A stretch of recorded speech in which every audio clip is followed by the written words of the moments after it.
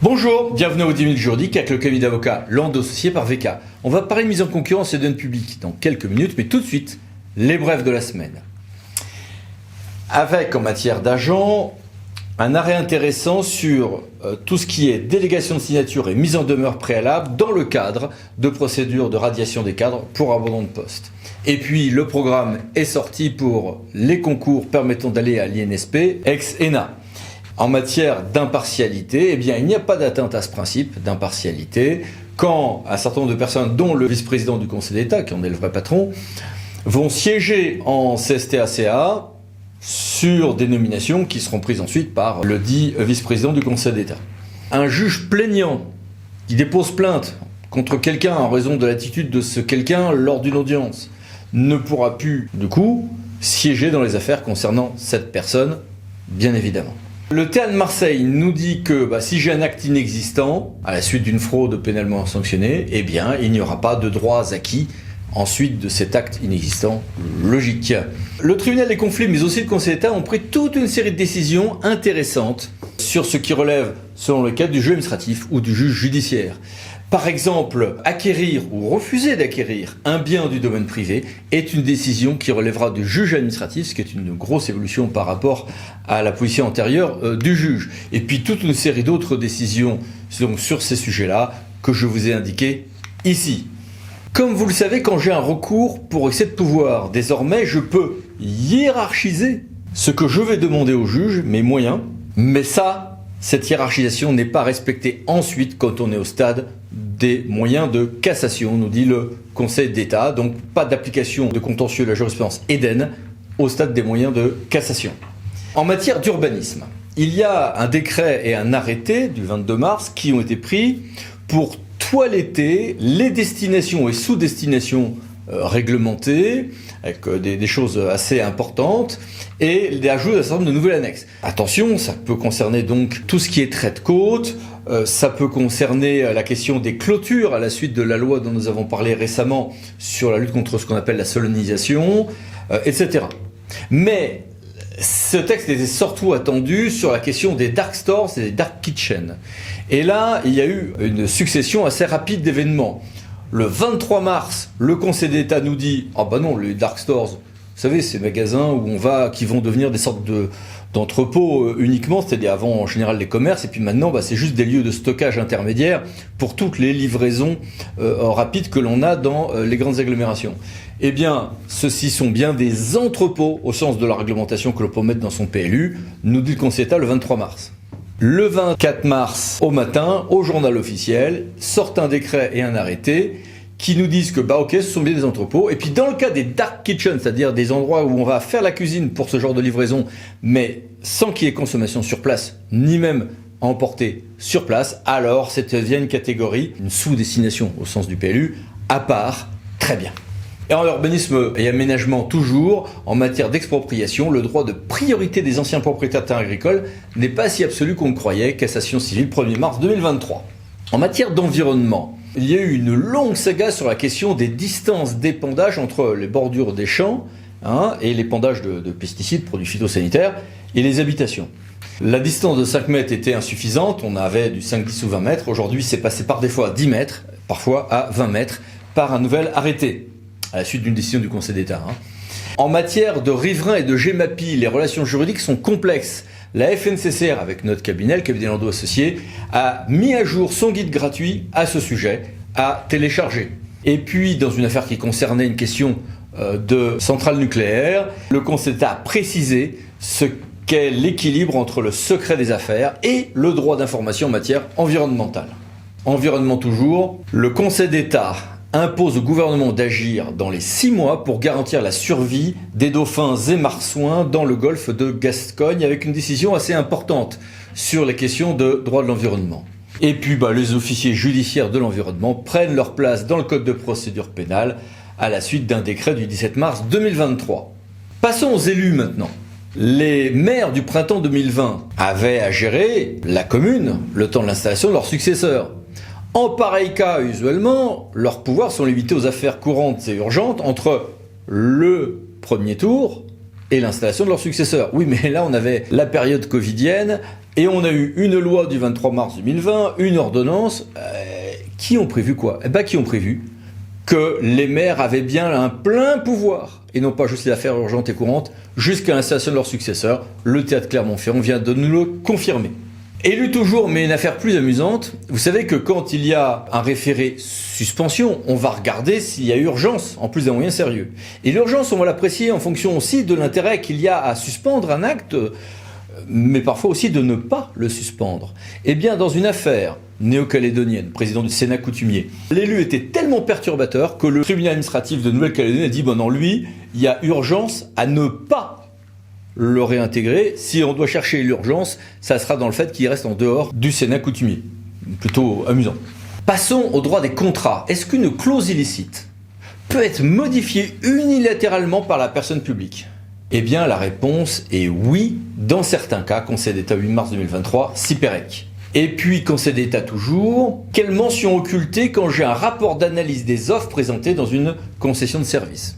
Eh bien, un mode d'emploi précis nous est donné par le juge administratif. Et puis pour toutes nos recherches juridiques, à noter la mise à jour des vraiment remarquables tables analytiques du Conseil constitutionnel et qui peuvent être utiles également donc pour les dossiers de droit administratif, vraiment à ne pas sous-estimer dans son importance. Et puis les mini-brèves, que voici, et que voilà, et que voici encore. Mais passons à notre grand dossier, la mise en concurrence et le domaine public. Sur les questions de mise en concurrence sur le domaine public, le Conseil d'État a souvent été en retard par rapport à l'évolution du droit européen et par rapport aux demandes d'un certain nombre d'acteurs du monde public voulant un minimum de transparence. On vivait notamment sur une décision de 2010 Paris Tennis qui était vraiment très contestable et qui n'était pas du tout conforme au droit européen, notamment une décision importante qui s'appelle Promo Impresa de 2016. Bien, on savait depuis au moins 2009 que si dans mon occupation du domaine public, en réalité j'ai un marché ou une DSP, je vais appliquer le droit des marchés et des DSP. C'est le cas par exemple pour le mobilier urbain où on applique le droit de la commande publique, point barre. Deuxième chose, on savait depuis une ordonnance du 19 avril 2017, mais depuis bien longtemps en droit européen, que quand j'ai sur mon occupation de mon domaine public une exploitation économique, alors j'aurai une mise en concurrence assez légère prévue par le Code général des propriétés des personnes publiques, CG3P, L2122-1 du Code. Très bien. Mais il restait un certain nombre d'autres débats. Par exemple, quid d'une occupation du domaine public qui est très disputée, très recherchée, mais pour lequel je n'ai pas à proprement parler une exploitation économique. Par exemple, les cours de tennis au Jardin de Luxembourg, qui relèvent juridiquement du Sénat. Eh bien, réponse du Conseil d'État, qui était de manière la seule réponse possible après la décision de Promo Impresa de la CJUE que je citais tout à l'heure, eh bien dans ce cas-là, j'aurais une mise en concurrence assez légère, mais on ne sait pas encore bien laquelle, si il y a une faible disponibilité du domaine public. Ça veut dire que si vous avez votre domaine public et qu'on y exerce un marché ou une DSP, on applique le droit des marchés des DSP. Si je vais y exercer une activité économique, une exploitation économique, alors j'appliquerai la procédure du Code général des propriétés des personnes publiques, donc L 2122-1 du CG3P. Et puis ce qui est nouveau, c'est Conseil d'État 2 décembre 2022 Paris Tennis. Si j'ai pas une exploitation économique mais une faible disponibilité de ce domaine public, alors mise en concurrence relativement light, non encore codifiée. Nous allons voir tout à l'heure comment gérer ceci. Eh oui, mais si je suis sur mon domaine privé, et sans pour autant que ça soit un marché ou une concession, eh bien dans un autre arrêt du 2 décembre 2022, commune de Biarritz, Secomix, on nous dit, en l'occurrence à un bail amphithéotique, que dans ce cas-là, il n'y a pas de mise en concurrence, nous dit le Conseil d'État. Nous dit le Conseil d'État. Sauf que quand on regarde le droit européen, franchement, cette position ne tient qu'avec un immense optimisme, et que donc, en réalité, si j'ai notamment une exploitation économique dessus, il vaut mieux, là encore, s'inspirer des règles du CJ3P pour un minimum de mise en concurrence. De toute manière, le droit ne vous l'obligerait-il pas que la pression des médias vous l'imposerait, sinon les gens vont fantasmer et imaginer le pire.